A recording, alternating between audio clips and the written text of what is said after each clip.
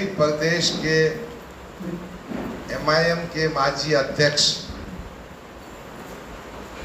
Youth wing के जनाब नसीम सिद्दीकी साहब जो मेरे सीधे जानी बैठे हैं। दूसरी जानी मानी शख्सियत जो नगर सेवक भी है, उनके भाई हबीब कुरैशी नगर सेवक है, उनकी वालिदा भी है, हमारे दोस्त हमारे भाई करीम कुरैशी साहब, उसके साथ हमारे पार्टी के महाराष्ट्र के जनरल सेक्रेटरी अब्दुल रऊफ साहब हैं, शहर सदर फैसल खान साहब हैं, एक और हमारे साथी हैं मुन्ना भाई, वो तहरी से तशरीफ़ लाए हमारी मोहब्बत में हमारी दोस्ती में। हमारे साथ बैठे हैं जावेद वहाब साहब। जावेद वहाब साहब को आप सब पहचानते हैं, आपके ही बिरादरी के एक जो बड़ी शख्सियत है सिराज वहाब साहब, जो गल्फ अरब न्यूज़ के एडिटर हैं, उनके छोटे भाई हैं। हमारे एडवोकेट अनीस साहब बैठे हैं, प्रोफेसर ये नसीम सिद्दीकी साहब अपनी बात रखेंगे। जिम्मेदार और यहाँ पर print media, electronic media, YouTube channel, आप सभी लोगों को मेरा सलाम है। और आज मैं यहाँ पर बैठा हूँ तो मैं किसी पार्टी की तायद करने की नहीं आया, ना ही मैं समाजवादी पार्टी ज्वाइन करने के लिए आया हूँ। मैं एक ऐसी शख्सियत के लिए यहाँ पर आया हूँ जिसके साथ नाइंसाफ़ी हुई है, हक तलफी हुई है। और सिर्फ इनके साथ ही नहीं, मैं आपको बता दूँ अपने बारे में कि मैं 12 साल से मुसलसल मजलिस इत्तेहादुल मुस्लिमीन के लिए काम कर रहा हूँ। दिल्ली की सरजमी पर न जाने कितने प्रोटेस्ट करे, न जाने कितने मजलूम मुसलमानों की आवाज़ उठाई, और महाराष्ट्र का कोना कोना हर जगह पर मेरे जलसे हुए, और मैं जहाँ जहाँ गया मजलिस इत्तेहादुल मुस्लिमीन को वहाँ पर कामयाबी मिली। मैं अमरावती में गया, मैंने अमरावती के अंदर अपने 12 कॉर्पोरेटर चुन के लेकर आए। मैं धुलिया में गया, धुलिया के अंदर हमारे कॉर्पोरेटर चुनकर आए। मैं नांदेड़ गया, मैं बीड़ गया, मैं उस्मानाबाद गया, मैं बुल्ढाना गया। उसके अलावा उत्तर प्रदेश के कोने कोने में, बिहार में, हिंदुस्तान के हर कोने कोने में जाकर मजलिस की आवाज़ उठाई।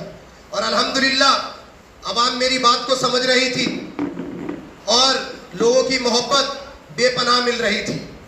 लेकिन आज मैं यहाँ पर बैठा हूँ तो मैं किस लिए बैठा हूँ? ये तमाम चीज़ें मेरे सोशल मीडिया अकाउंट पर मौजूद हैं। मेरे सोशल मीडिया अकाउंट पर भी लोग सवाल कर रहे हैं कि नसीम भाई, आप मजलिस को कमज़ोर करने जा रहे हो, डॉक्टर साहब के साथ मत जाओ, मजलिस कमज़ोर हो जाएगी। तो मैं उनसे भी ये कहना चाहता हूँ कि डॉक्टर साहब ने आज जो हरा गमछा उतार कर ये लाल गमछा डाला है, तो ये मजबूर किसने किया? आखिर मजबूरी, इन हालातों का जिम्मेदार कौन है? तो ये सिलसिला चलता रहा और मैं तमाम जगह पर मजलिस का पैगाम लेकर पहुंचा। 2019 का इंतखाबात था, डॉक्टर साहब मजलिस से इलेक्शन लड़ रहे थे। मैं डॉक्टर साहब के भी इलेक्शन में आया था, लेकिन मुझे नहीं मालूम था कि इम्तियाज जलील साहब डॉक्टर साहब से किस बात से खफा है या किस बात से नाराजगी है। मैं इलेक्शन में प्रचार करता रहा। 2019 का इलेक्शन निकला, डॉक्टर साहब कुछ वोटों से हार गए। और हारा क्या, मैं तो कहता हूं कि वो जो साजिशें थी, क्योंकि इम्तियाज जलील साहब नहीं चाहते थे कि कोई शख्सियत उनके सामने खड़ी हो या कोई नुमाइंदा औरंगाबाद से या महाराष्ट्र से जीत कर आए। क्योंकि सवाल आप लोगों को भी करना है, आप लोग मीडिया वाले हो, आप लोगों का हक है सच पूछना। 2019 में जब डॉक्टर साहब ने प्रकाश अंबेडकर साहब से युति कराई, तो उसका नतीजा ये था कि इम्तियाज जलील साहब मेंबर ऑफ पार्लियामेंट बनकर आए। और जब वो मेंबर ऑफ पार्लियामेंट बन गए तो डॉक्टर साहब को लगा कि अब इसका फायदा विधानसभा में भी होने वाला है।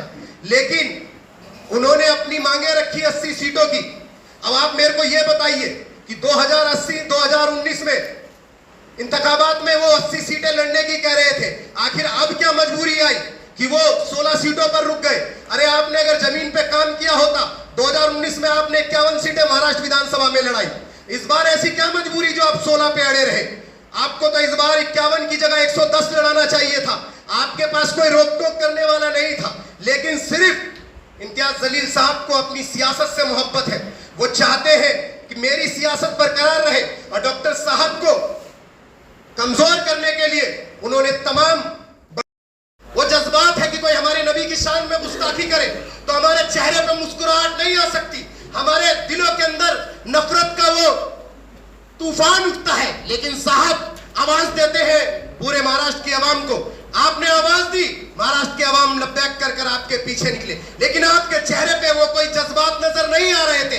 आप बड़ी गाड़ी का काफिला लेकर तो निकले, आप सनरूफ से ऊपर बैठकर सेब खा रहे हैं, मुस्कुरा रहे हैं, हाथ फिरा रहे हैं। अरे क्या ये जज्बात है कौम के लिए?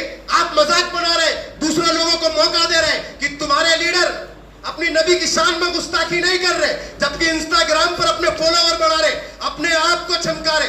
अरे आवाम की खिदमत करो, हमारे अंदर दर्द है। मैंने भी बहुत सारे प्रोटेस्ट किए हैं, लेकिन मैंने कभी चेहरे पर मुस्कुराहट नहीं लाई, क्योंकि मुझे पता है हमारे नबी की इज्जत हमारे दिल में क्या है। मैंने भी लोगों को गिरफ्तार किया है, करवाया है दिल्ली की सरजमी पर। मेरी तमाम चीजें मेरे सोशल साइट पर मौजूद है और अल्हम्दुलिल्लाह मेरा सोशल साइट बहुत मजबूत है। लेकिन आज लोग सवाल कर रहे हैं कि ऐसी क्या मजबूरी कि मुझे इस जगह पर खड़ा होना पड़ रहा है। तो मैं आप लोगों के बीच में आया हूं डॉक्टर साहब को सपोर्ट करने के लिए, और मैं किसी जमात के लिए तायद नहीं करूंगा। अल्हम्दुलिल्लाह